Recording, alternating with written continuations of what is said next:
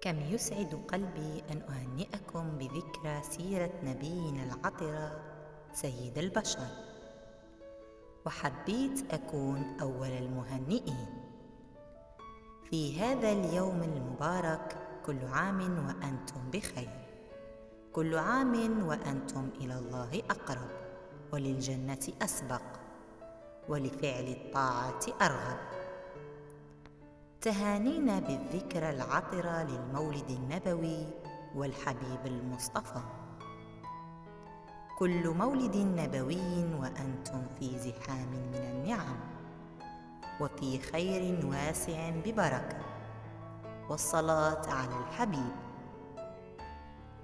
اللهم صل وسلم وبارك على سيدنا المصطفى محمد عليه أفضل الصلاة والسلام.